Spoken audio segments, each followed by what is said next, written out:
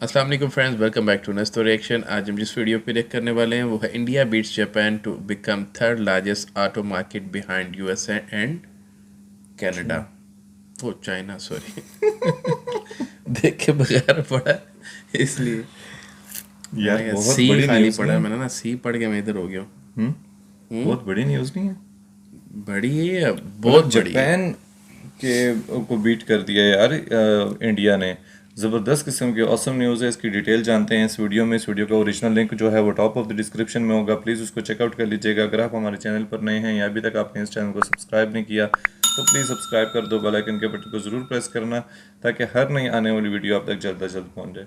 Start करते हैं video को। Let's start. नमस्कार तीसरी एंड वेलकम बड़ी टू वर्ल्ड अफेयर्स। मैं हूं मार्केट प्रशांत दुनिया और में, नाउ वाह। रिसेंटली एक मेजर डेवलपमेंट हुई है जिसके बारे में बहुत से आर्टिकल्स पब्लिश हुए हैं, चाहे वर्ल्ड मीडिया हो, इंडियन मीडिया हो, हर जगह आप देखोगे लिखा हुआ है कि इंडिया ने जापान को बीट कर दिया है to become the third largest auto market globally. और इसके बारे में हमारे कई मिनिस्टर्स ने ट्वीट भी की है कि एक फैबुलस न्यूज़ आई है। अगेन देखो, इस न्यूज़ की ग्रेविटी ना कई लोग समझ नहीं पाएंगे कि ठीक है, हमने जापान को बीट करके आज के समय ऑटो मार्केट में तीसरा स्थान हासिल कर लिया, मतलब कि नंबर 1 पे चाइना। जी हाँ, चाइना यूएसए को बीट कर चुका है ऑटो मार्केट में। देयर इज नो अच्छा, competition in front of China.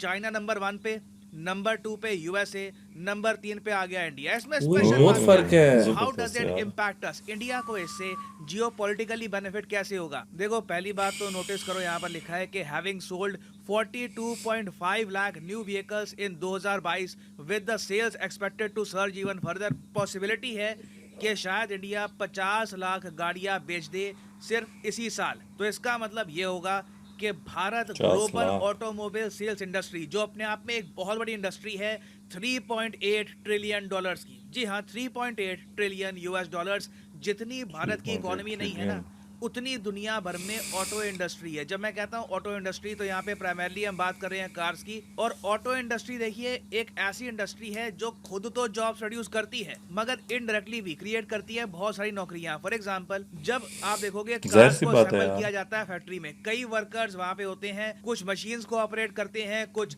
Last moment पर असेंबली करते हैं। उन लोगों को नौकरी तो मिलती है, मगर जब कार को आप बनाते हैं उस वक्त आपको चाहिए होता है स्टील, आपको चाहिए होते हैं टायर्स। तो इन कार के पार्ट्स को बनाने के लिए भी बहुत सारी इंडस्ट्री होती है, बहुत सारी फैक्ट्रीज लगी होती हैं उन पर, तो वहां पर भी नौकरियां जनरेट होती हैं। तो इसलिए ऑटो इंडस्ट्री जब एक देश में लगातार आगे बढ़ रही हो ना, तो लोग मान के चलते हैं कि उस देश की अर्थव्यवस्था बहुत ही तेजी से आगे बढ़ रही है। उस देश में जो कंजम्पशन है ये लगातार बढ़ती जा रही है। और नितिन गडकरी साहब ने रिसेंटली एक स्टेटमेंट दी थी। इनके हिसाब से भारत की ऑटो इंडस्ट्री 2024 के अंदर अंदर डबल होने वाली है। टोटल हम 180 बिलियन डॉलर्स की एक ऑटो इंडस्ट्री बिल्ड करने वाले हैं। अब यहाँ पर आप ये क्वेश्चन पूछ 180 सकते बिलियन हैं, डॉलर मगर की। ये एनवायरनमेंट के लिए, ग्लोबल वार्मिंग के लिए अच्छी बात थोड़ी ना है कि इतनी सारी गाड़ियां सड़कों पे सही उतरेगी। बात है। This is not good, right? देखो, बिल्कुल नहीं नहीं, अगर गुड है, आप गुड है। अपनी गाड़ियां सिर्फ पेट्रोल पे चलाते हैं तो डेफिनेटली हाँ ना, इसका अभी नेगेटिव वो इम्पैक्ट आएगा, इलेक्ट्रीफाई मगर होने लगी हैं यार सारी अब हम देख गाड़ियाँ। रहे हैं कि इंडिया में बहुत टाइप की कार्स आ रही हैं, सीएनजी गाड़ी आ रही है, हाइब्रिड गाड़ियां हैं, और इलेक्ट्रिक व्हीकल्स भी धीरे इलेक्ट्रिक। धीरे इंडिया की सड़कों में बढ़ रही है। तो अब देखो, रिस्पॉन्सिबिलिटी हम लोगों की है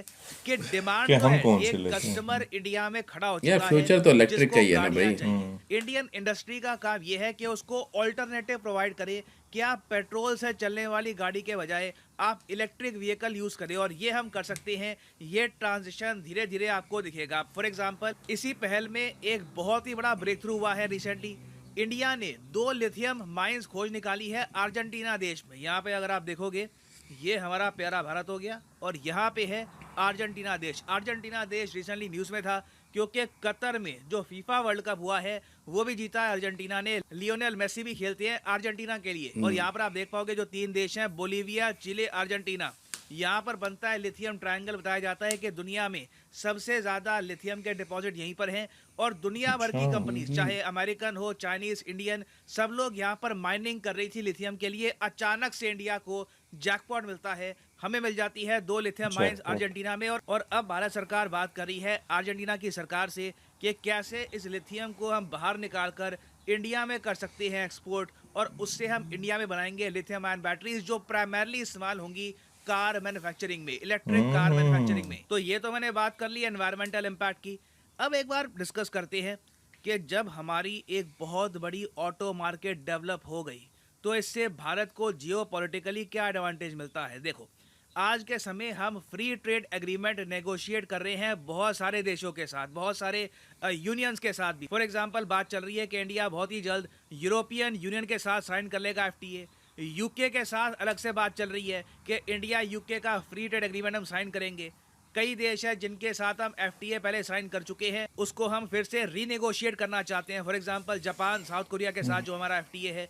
फिर ये भी बात चल रही है कि यूएसए के साथ भी इंडिया एक ट्रेड एग्रीमेंट कर सकता है साइन। तो आप इमेजिन करिए कि जब इंडिया की टीम बैठेगी नेगोशिएट करने के लिए एक फ्री ट्रेड एग्रीमेंट के बारे में, तब इंडिया के पास लेवरेज होगी। इंडिया कॉन्फिडेंटली कह सकता है कि देखो, हम आपको देंगे एक्सेस दुनिया के तीसरे सबसे बड़े कार मार्केट का, उसके बदले में आप हमको क्या दे रहे हो। तो पॉसिबिलिटी है कि आने वाले फ्री ट्रेड एग्रीमेंट में बहुत सारे कंसेशंस इंडिया को मिले, क्योंकि हर देश चाहेगा कि उनकी कंपनियों को एक्सेस मिले इंडियन मार्केट का। फिर एक ऑब्वियस बात यहाँ पर यह भी है कि जो इंडियन ब्रांड है, टाटा हो गया, महिंद्रा है, इनको भी ग्रो करने की एक बहुत बड़ी अपॉर्चुनिटी मिलती है, क्योंकि इंडिया का ऑटो सेक्टर आप अगर देखोगे तो आज भी बहुत ही ज़्यादा प्रोटेक्टेड है।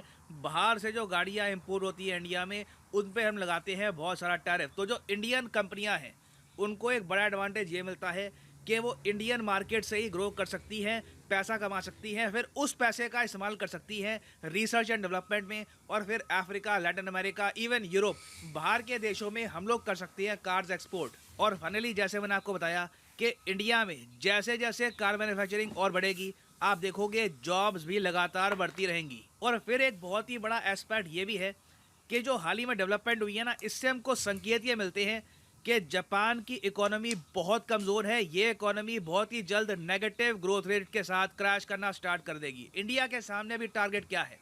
देखो, चाइना को नॉमिनल जीडीपी में बीट कर पाना काफ़ी मुश्किल होगा। हमारा टारगेट है अभी 3rd पोजीशन, जर्मनी और जापान को हराना है हमको। जर्मनी को हम मान के चल रहे हैं कि आराम से हम 2025-26 के आसपास हरा देंगे।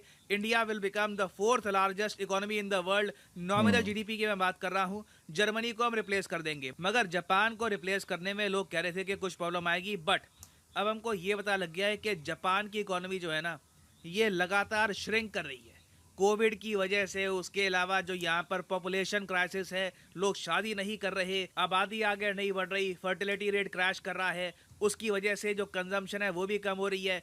जापान बेसिकली जो चल रहा है ना आज के समय, ये अपने गिनती मतलब के ये जो सिर्फ अपना इनके दिमाग बड़े यूज शहर कर हैं, रहे हैं ना। टोक्यो, कियोटो वगैरह, उनकी वजह से चल रहा है। हाल ही में जापान की सरकार ने ये भी अनाउंस बाकी किया सब कि ये पड़ा अपने हुआ ही नागरिकों को 1 मिलियन येन, मतलब कि आप कह लो 6 से 7 लाख रुपए देंगे सिर्फ टोक्यो छोड़ने के, कि टोक्यो से अच्छा। बाहर निकलो और भी बहुत सारे हमारे शहर हैं उधर बसो, इकोनॉमी को वहां पे जंप स्टार्ट करो। उसके लिए जापान मिलियन येन देने को तैयार हो गया। और अभी रिसेंटली भी आप अगर देखो तो ऑटोमोबाइल इंडस्ट्री में जापान ने जो अपना 3रा रैंक खो दिया इंडिया तो को, सारे टोक्यो में उसमें घुसे हुए देखिए हैं। हमारी यार ग्रोथ तो टोक्यो में बहुत जिम्मेदार है, ज्यादा मगर आबादी है ना। जापान की भी ना नेगेटिव ग्रोथ चल रही है, जापान भी नीचे गिर रहा है। तो ये सब क्लियर इंडिकेशन है कि कोई बड़ी बात नहीं है, कि जो अभी के लिए प्रोजेक्शन है कि इंडिया जापान को बीट करेगा 2029-2030 के आसपास, हो सकता है कि इंडिया उससे काफ़ी पहले जापान को बीट करके दुनिया की तीसरी सबसे बड़ी इकोनॉमी बन जाए। It is a great news for India. और फाइनली यहाँ पर मैं ये भी ऐड कर दूं कि आज रात 12 बजे अनअकैडमी की सबसे बड़ी सेल हो जाएगी ख़त्म। तो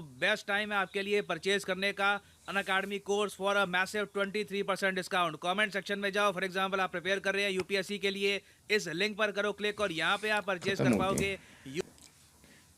ये ज़बरदस्त किस्म की न्यूज़ थी। मेरे ख्याल से ऑटो मार्केट में अगर इंडिया की, क्योंकि मार्केट तो बहुत ही ज़्यादा बड़ी है ना इंडिया की, जितनी पॉपुलेशन है, देख चाइना के बाद सबसे ज़्यादा पॉपुलेशन इंडिया की है। तो अगर चाइना नंबर 1 है, वो यूएसए को क्रॉस कर गया है, तो इंडिया भी मेरे ख्याल से जापान के बाद थोड़े टाइम बाद यूएसए को क्रॉस कर जाएगा। ये अभी तो उनकी अपनी जो लोकल अभी वैसे डिफरेंस फर्क बहुत ज़्यादा है बहुत यूएसए का ज़्यादा और है इंडिया का। यूएसए का और इंडिया का भी। लेकिन वैसे जो इनकी लोकल अभी देख कंपनीज हैं, टाटा हो गई, महिंद्रा हो गई है, वो भी कितना अच्छा परफॉर्म कर रही हैं। और उन्होंने एक बात और बड़ी अच्छी की कि उससे कंपटीशन भी काफ़ी ज़्यादा बढ़ जाएगा मार्केट में ना। तो इनकी तो जो लोकल कंपनीज हैं उनको ये बेनिफिट ज़रूर होगा, क्योंकि बाहर से जो आएंगे उनके उन पे ये टैरिफ लगाते हैं ना, तो वो इनको उसकी बच छूट जाएगा, होगी। बच जाएगा। और बाकी जो है वो इंडिया को ओवरऑल बहुत ज़्यादा ये फ़ायदा होगा कि जैसे वो बता रहे थे कि जब हम फ्री ट्रेड के लिए एग्रीमेंट करेंगे, हम बोलेंगे कि आप आएँ हमारी मार्केट में अपनी मतलब कार्स को सेल करें, तो हमें आप उसके बदले क्या देंगे, तो उससे इकोनॉमी पर बहुत ज़्यादा मस्बत असर पड़ेगा, बहुत पॉजिटिव वे में आगे बढ़ेगी। और जैसे अभी 5th लार्जेस्ट इकोनॉमी है, तो वो आहिस्ता आहिस्ता जो है जापान को और जर्मनी को पीछे छोड़ के 3rd लार्जेस्ट बन जाएगी। कुछ साल लगेंगे, लेकिन ये कि 10 मतलब एक साल का प्लान है, हाँ, 10 एक साल का जिस प्लान फ्लो है। से जा रहे हैं ना, उस फ्लो से बड़ी जल्दी इन्होंने जो है ना बड़े ऊपर आ जाना है। सही बात है और यार, जो कि बड़ी अच्छी बात है। चलो, जो ज़ाहिर सी बात है मेहनत कर रहे हैं मेहनत ना कर यार। रहे हैं तो वो ऊपर जा रहे हैं, इसमें कोई वो नहीं है। जापानी भी यार वैसे बड़ी मेहनती कौम है। खैर मुझे तो जापान कोरिया बहुत ज़्यादा पसंद है। मैं अभी रिसेंटली वो भी देख रहा था ना, एक सीजन सीज़न देख रहा था एलिस इन द बॉर्डरलैंड, बहुत ज़्यादा अच्छा था यार, टोक्यो में बना हुआ है। तो गैस वीडियो काफ़ी ज़्यादा अच्छी थी, और अगर आप लोगों को हमारे साथ वीडियो देखने में अच्छी लगी हो तो प्लीज़ वीडियो को लाइक कर दीजिएगा। चैनल को सब्सक्राइब कर दें और बेल आइकन के बटन को ज़रूर प्रेस कीजिए ताकि हर नए आने वाली वीडियो आपके पास सबसे पहले पहुंचे। मिलते हैं आपसे नेक्स्ट वीडियो में। Take take care. केयर।